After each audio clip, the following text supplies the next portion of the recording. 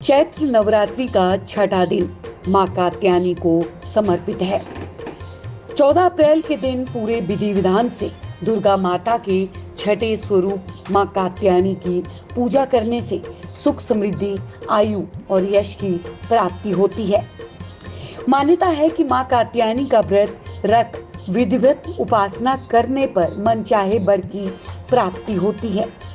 मां कात्यायनी को शहद का भोग प्रिय है।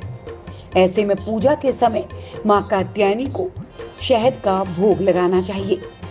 कहते हैं कि ऐसा करने से भक्त का व्यक्तित्व निखरता है। मां कात्यायनी का प्रिय पुष्प वो रंग। मां कात्यायनी को लाल रंग प्रिय है। इस दिन लाल रंग के गुड़हल या गुलाब के फूल मां भगवती को अर्पित करना शुभ रहेगा। मान्यता है कि ऐसा करने से मां भगवती की कृपा बरसती है। मां कात्यायनी की सवारी सिंह यानी शेर है। माता की 4 भुजाएं हैं और उनके सिर पर हमेशा मुकुट सुशोभित रहता है। 2 भुजाओं में कमल और तलवार धारण करती है। मां एक भुजा बर मुद्रा और दूसरी भुजा अभय मुद्रा में रहती हैं। मान्यता है कि अगर भक्त विधि विधान से माता की पूजा करे तो उसके विवाह में आ रही अड़चनें खत्म हो जाती हैं।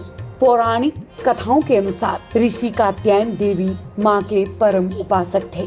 एक दिन मां दुर्गा ने इनकी तपस्या से प्रसन्न होकर इनके घर पुत्री के रूप में जन्म लेने का वरदान दिया। ऋषि कात्यायन की पुत्री के होने के कारण ही देवी मां को मां कात्यायनी कहा जाता है। मान्यता है कि मां कात्यायनी की उपासना से इंसान अपनी इंद्रियों को वश में कर सकता है। मां कात्यायनी ने ही महिषासुर का वध किया था, इसीलिए ही मां कात्यायनी को महिषासुर मर्दिनी भी कहा जाता है। इसके अलावा माता रानी को दानव और असुरों का विनाश करने वाली देवी भी कहते हैं। पुरानी कथाओं के अनुसार मां कात्यायनी की पूजा भगवान राम और श्री कृष्ण ने भी की थी।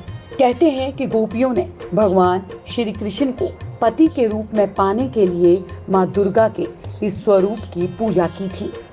मां दुर्गा ने सृष्टि में धर्म को बनाए रखने के लिए यह अवतार लिया था। आप देख रहे हैं सौगंध टीवी, सौगंध वतन की।